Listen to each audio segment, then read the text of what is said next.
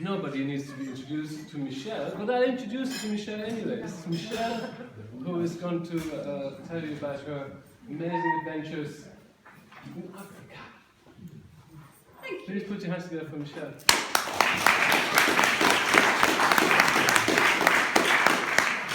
Thank you, Marcus. Welcome everyone, thank you all for coming. I'm here tonight because I had an absolutely amazing experience in Uganda, and I wanted to come and share it with all of the people who help the shop so much, because it's you guys who are spending the money in the shop and who are donating stock to the shop and who are volunteering to the shop that have really contributed to the projects that I'm going to show you today. So, as Marcus said, I'm Michelle, I'm the manager of the tricycle shop. I think most of you know me. So, the tricycle shop opened in August 2012, and it was started by myself, Marcus, who just introduced me, and Tessa and Ruth. I don't know how to focus it.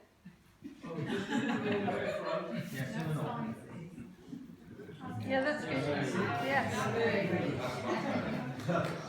Okay, so there's the shop that I'm sure you all recognise, and that motley crew down there is just a selection of our lovely volunteers.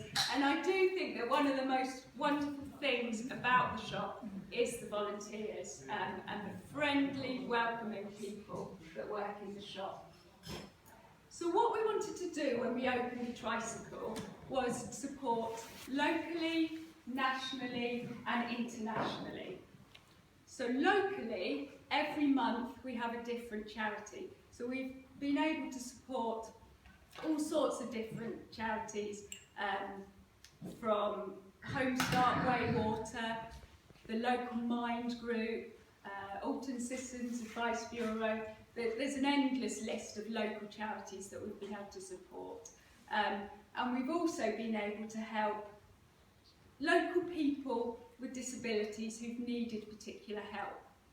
So we've helped a young girl with cerebral palsy who needs to have an operation to help her walk in the future. And we've helped a gentleman with MS who needs a wheelchair to help him get around. So we've really supported locally. We've supported the British Kidney Patient Association since we first opened. We've supported them every month. And we support them because they're a locally based charity. They were set up here in Alton, but they work nationally throughout the country supporting people with kidney problems. So that's another really, really great charity. Today, what I want to talk to you about is our international charity, the International Relief and Friendship Foundation. And I want to talk to you about them because they're a small charity and a lot of people will never have heard of them before the tricycle. So I think it's really important for me to pass on that information to you. So, the IRFF, as I said, it stands for the International Relief and Friendship Foundation. And I think what you'll find as I go through the projects is they live up to that name.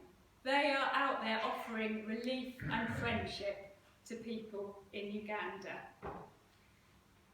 The aim of IRFF is to find practical solutions to the global problems of poverty, suffering and disease.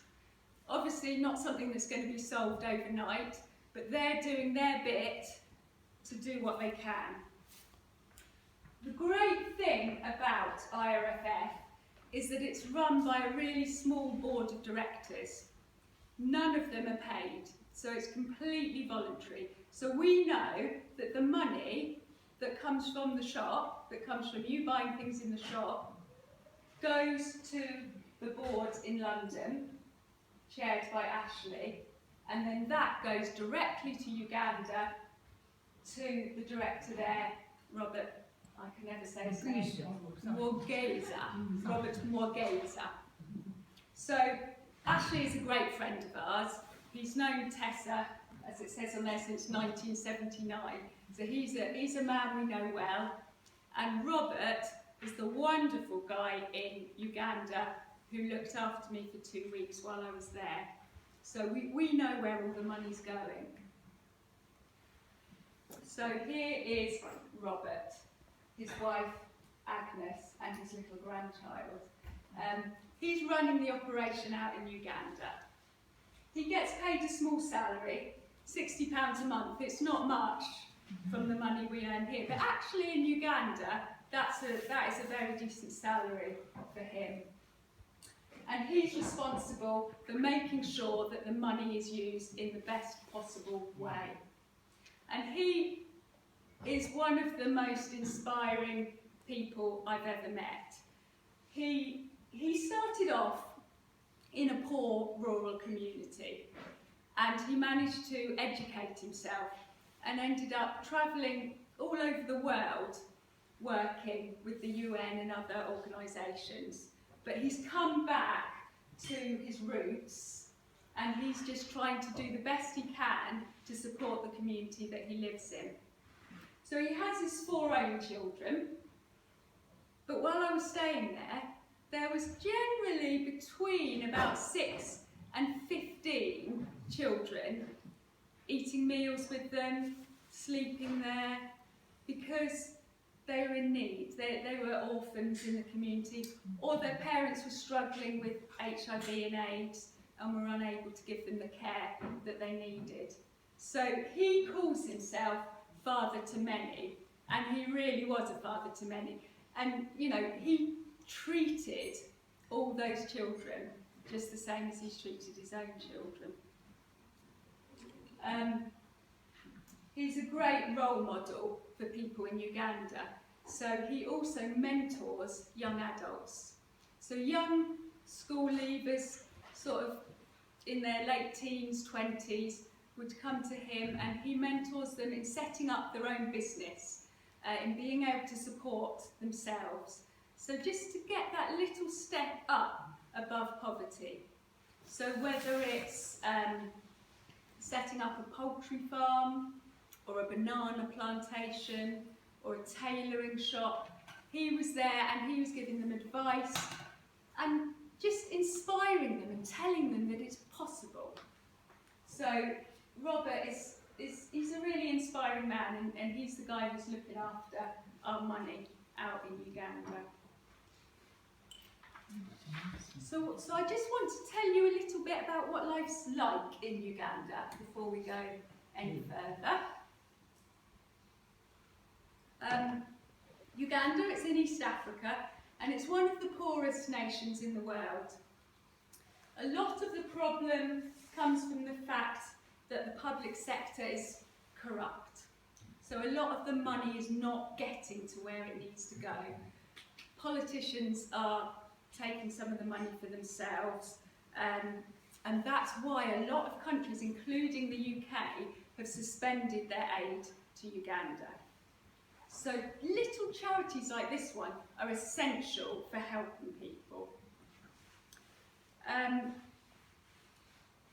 The majority of people live rurally, and they live a very precarious hand-to-mouth existence.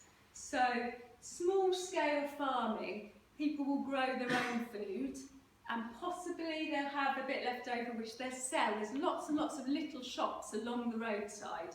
So they may have, I mean, it's such a fertile land, you know, sweet potatoes, bananas, pineapples, mangoes, all of that sort of thing. So when the weather is good, life is not too bad there. They can grow the food they need to survive. If the weather fails, if there's a drought, they're in, you know, a lot more trouble. Most people live on less than £1 a day.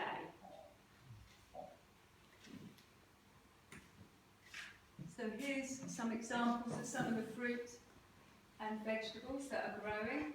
So as I say, there's, you know, everywhere you went, there was food growing.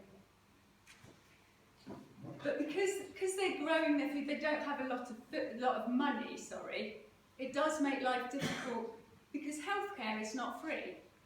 So if they have a health problem, they don't have the money to sort it out. Education is not free. So many children cannot afford to go to school.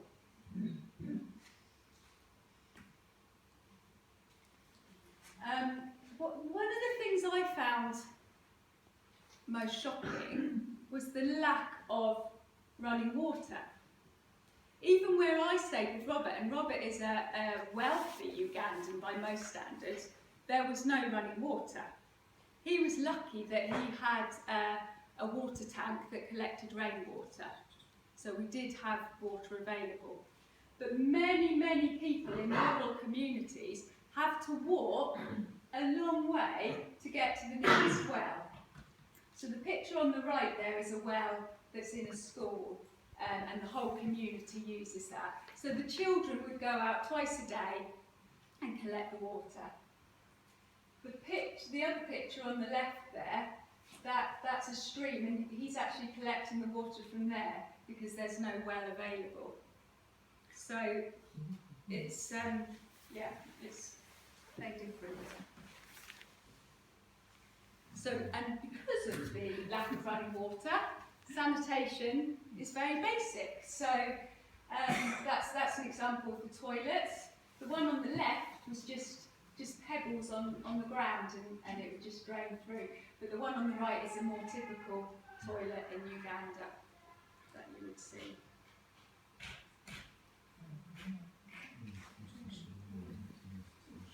Cooking is done outside on an open fire. So again,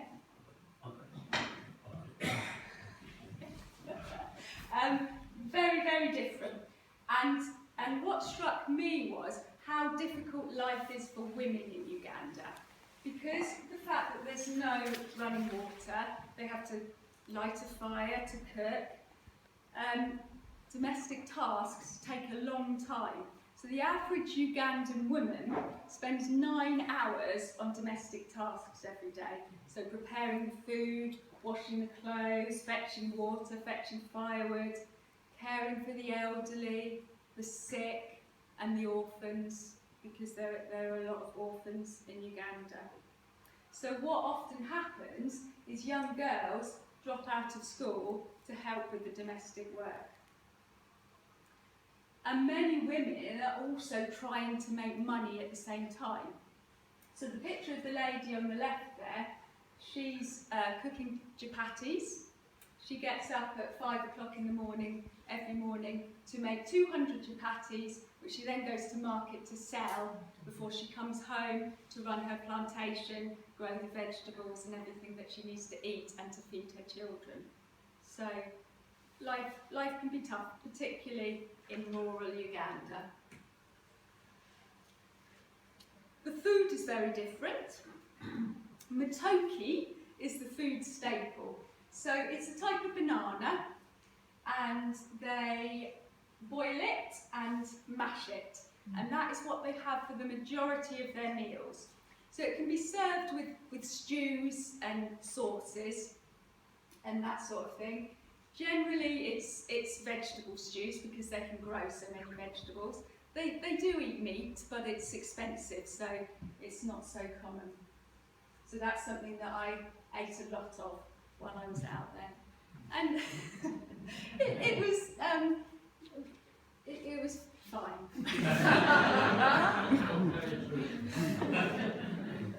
But yeah, I was glad to get home. Yeah. So this picture just illustrates the road systems out in Uganda. Very basic again. And what I noticed was the big things that needed infrastructure, like having a water system and having a road system, they were the things that really weren't happening because the government isn't getting it done. So the road systems were difficult. Some people had cars, some had motorbikes, but the majority of people would get around on foot or push bike. So there are 2.5 million orphans in